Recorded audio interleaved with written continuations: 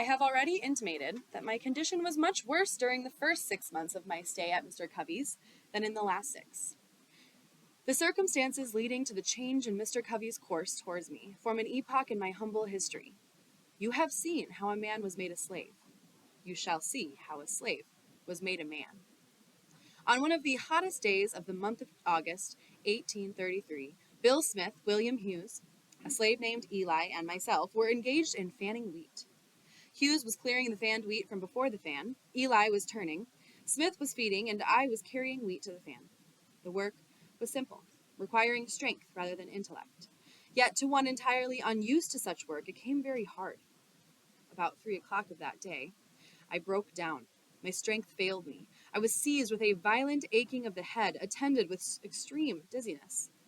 I trembled in every limb, finding what was coming. I nerved myself up, feeling it would never do to stop work. I stood as long as I could, staggered to the hopper with the grain. When I could stand no longer, I fell, and felt as if held down by an immense weight.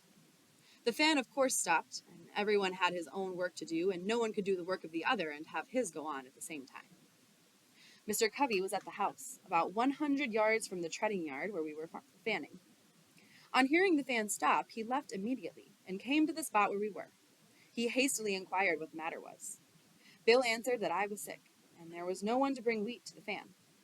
I had by this time crawled away under the side of the post and rail fence by which the yard was enclosed, hoping to find relief by getting out of the sun. He then asked where I was.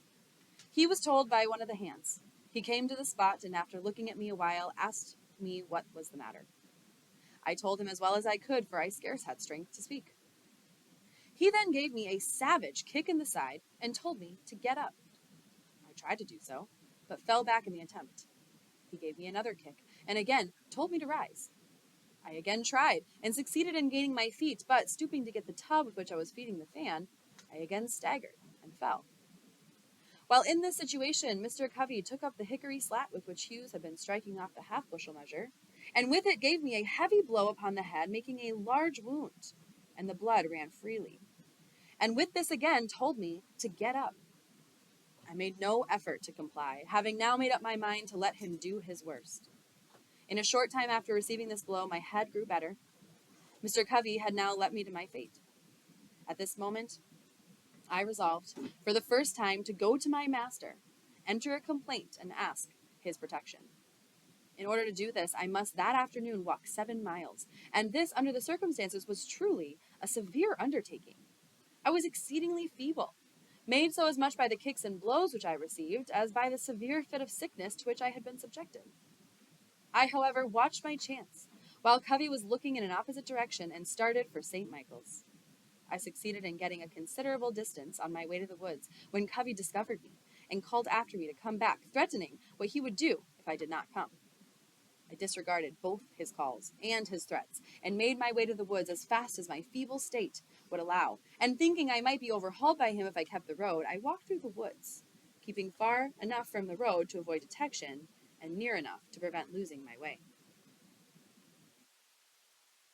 I had not gone far before my little strength again failed me. I could go no further. I fell down and laid for a considerable time. The blood was yet oozing from the wound on my head. For a time I thought I should bleed to death, and think now I should have done so, but that the blood so matted my hair as to stop the wound. After lying there about 3/4 of an hour, I nerved myself up again and started on my way. Through bogs and briars, barefooted and bareheaded, tearing my feet sometimes at nearly every step, and after a journey of about 7 miles, occupying some 5 hours to perform it, I arrived at Master's store. I then presented an appearance enough to affect any but a heart of iron. From the crown of my head to my feet, I was covered with blood. My hair was all clotted with dust and blood. My shirt was stiff with blood. My legs and feet were torn in sundry places with briars and thorns, and were also covered with blood. I suppose I looked like a man who had escaped a den of wild beasts, and barely escaped them. In this state I appeared before my master, humbly entreating him to interpose his authority for my protection. I told him all the circumstances as well as I could, and it seemed, as I spoke, at times to affect him. He would then walk the floor and seek to justify Covey by saying he expected I deserved it. He asked me what I wanted. I told him to let me get a new home, that as sure as I lived with Mr. Covey again, I should live with but to die with him, that Covey would surely kill me. He was in a fair way for it. Master Thomas ridiculed the idea that there was any danger of Mr. Covey's killing me, and said he knew Mr. Covey, that he was a good man, and that he could not think of taking me from him, that should he do so, he would lose the whole year's wages, that I belonged to Mr. Covey for 1 year, and that I must go back to him, come what might, and that I must not trouble him with any more stories, or that he himself would get hold of me. After threatening me thus, he gave me a very large dose of salts, telling me that I might remain in St. Michael's that night, it being quite late, but that I must be off back to Mr. Covey's early in the morning, and that if I did not, he would get hold of me, which meant he would whip me. I remained all night, and according to his orders, I started off to Covey's in the morning, Saturday morning, wearied in body and broken in spirit. I got no supper that night, or breakfast that morning. I reached Covey's about 9 o'clock, and just as I was getting over the fence that divided Miss Kemp's fields from ours, out ran Covey with his cowskin to give me another whipping. Before he could reach me, I succeeded in getting to the cornfield, and the corn was very high. It afforded me the means of hiding. He seemed very angry, and searched for me a long time. My behavior was altogether unaccountable. He finally gave up the chase, thinking, I suppose, that I must come home for something to eat. He would give himself no further trouble in looking for me. I spent that day mostly in the woods, having the alternative before me, to go home and be whipped to death, or to stay in the woods and be starved to death. That night I fell in with Sandy Jenkins, a slave with whom I was somewhat acquainted. Sandy had a free wife who lived about 4 miles from Mr. Covey's, and it being Saturday, he was on his way to see her. I told him my circumstances, and he very kindly invited me to go home with him. I went home with him and talked this whole matter over, and got his advice as to what course was best for me to pursue. I found Sandy an old adviser. He told me, with great solemnity, I must go back to Covey, but that before I went I must go with him to another part of the woods where there was a certain root, which, if I could take some of it with me, carrying it always on my right side, would render it impossible for Mr. Covey or any other white man to whip me. We're at the top of page 42. He said he had carried it for years, and since he had done so, he had never received a blow and never expected to while he carried it. I at first rejected the idea that a simple carrying of a root in my pocket would have any such effect as he had said, and was not disposed to take it. But Sandy impressed the necessity with much earnestness, telling me it could do no harm if it did no good. To please him, I at length took the root, and according to his direction, carried it upon my right side. This was Sunday morning. I immediately started for home, and upon entering the yard gate, out came Mr. Covey on his way to meeting. He spoke to me very kindly, bade me drive the pigs from the lot nearby, and pass towards the church. Now, this singular conduct of Mr. Covey really made me begin to think that there was something in the root which Sandy had given me, and had it been on any other day than Sunday, I could have attributed the conduct to no other cause than the influence of that root. And as it was, I was half inclined to think the root to be something more than I at first had taken it to be. All went well till Monday morning. On this morning, the virtue of the root was fully tested. Long before daylight, I was called to go and rub, curry, and feed the horses. I obeyed, and was glad to obey. But whilst thus engaged, whilst in the act of throwing down some blades from the loft, Mr. Covey entered the stable with a long rope, and just as I was half out of the loft, he caught hold of my legs, and was about tying me. As soon as I found what he was up to, I gave a sudden spring, and as I did so, he holding on to my legs, I was brought sprawling on the stable floor. Mr. Covey seemed to now think he had me, and could do what he pleased. But at this moment, from whence the spirit came I do not know, I resolved to fight. And suiting my action to the resolution, I seized Covey hard by the throat. And as I did so, I rose. He held on to me, and I to him. My resistance was so entirely unexpected that Covey seemed taken all aback. He trembled like a leaf. This gave me assurance, and I held him, uneasy, causing the blood to run where I touched him with the ends of my fingers. Mr. Covey soon called out to Hughes for help. Hughes came, and while Covey held me, attempted to tie my right hand. While he was in the act of doing so, I watched my chance, and gave him a heavy kick close under the ribs. This kick fairly sickened Hughes, so that he left me in the hands of Mr. Covey. This kick had the effect of not only weakening Hughes, but Covey also. When he saw Hughes bending over with pain, his courage quailed. He asked me if I meant to persist in my resistance. I told him I did. Come what might, and that he had used me like a brute for 6 months, and that I was determined to be used so no longer. With that, he strove to drag me to a stick that was lying just out of the stable door. He meant to knock me down, but just as he was leaning over to get the stick, I seized him with both my hands by his collar and brought him, with a sudden snatch, to the ground. By this time, Bill came. Covey called upon him for assistance. Bill wanted to know what he could do.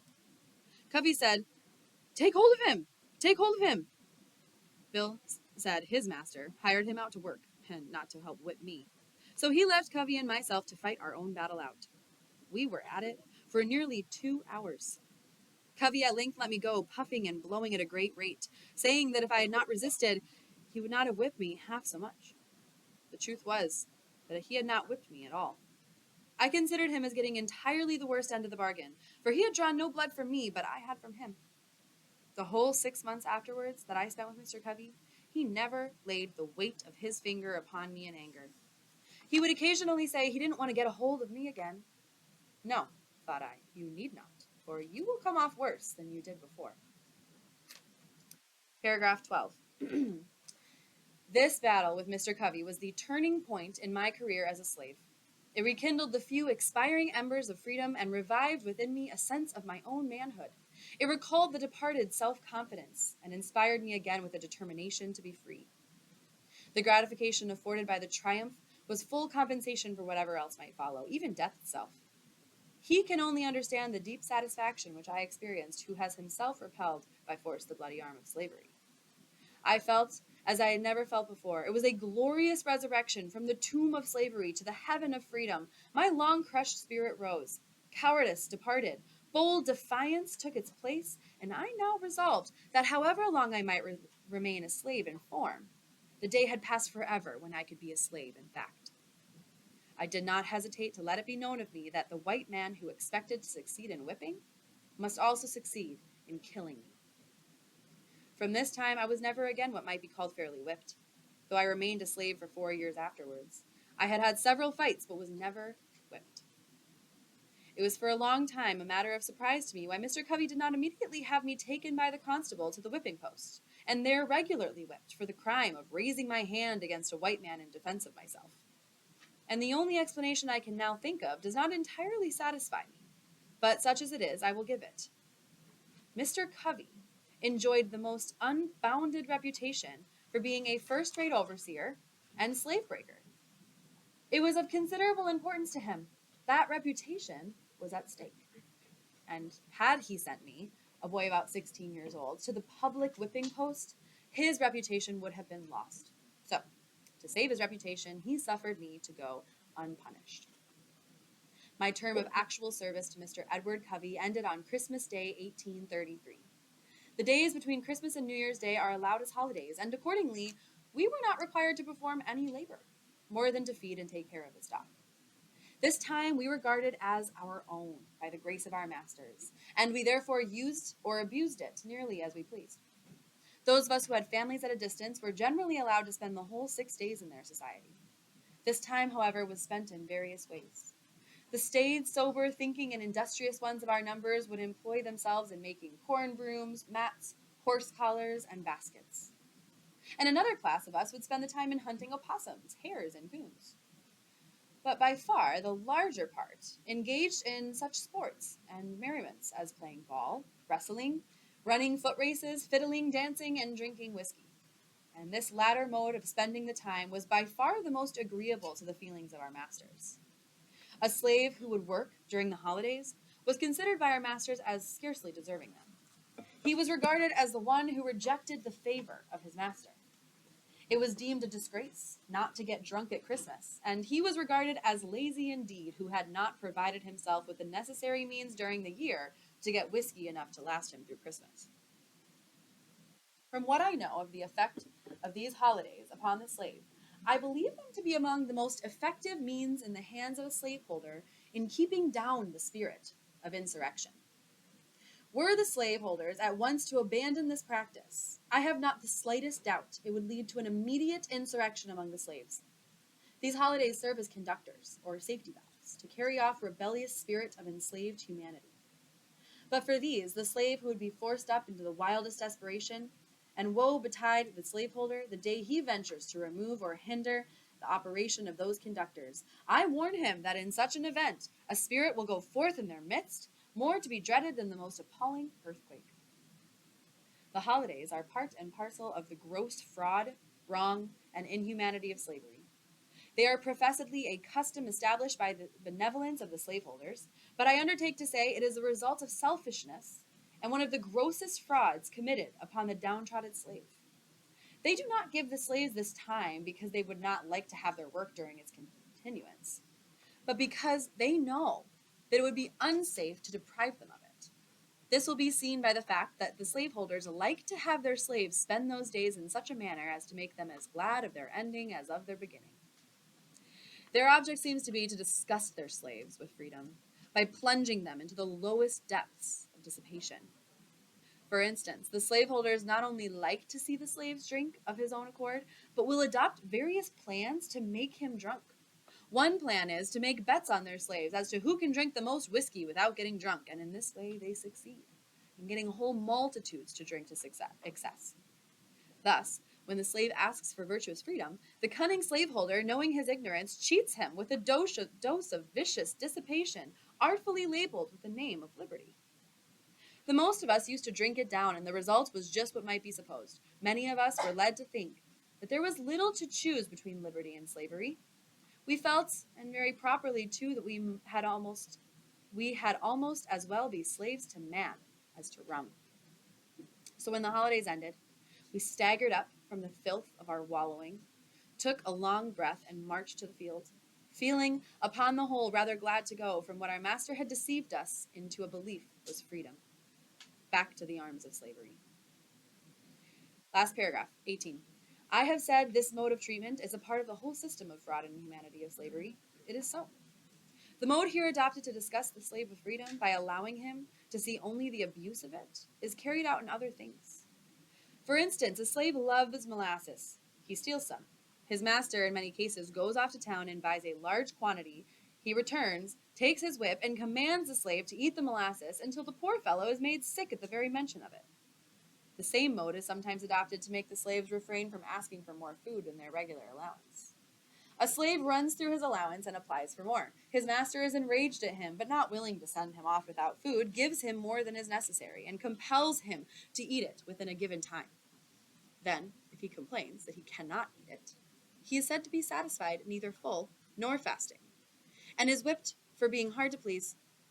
I have had an abundance of such illustrations of the same principle, drawn from my own observation, but think of the cases I cited sufficient.